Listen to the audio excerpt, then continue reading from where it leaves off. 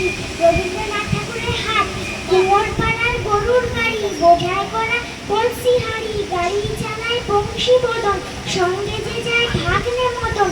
হাট বসেছে শুক্রবারে, বক্সিগঞ্জের পদ্মা পারে, জিনিসপত্র চুকিয়ে এনে গ্রামের মানুষ বেচে কেনে।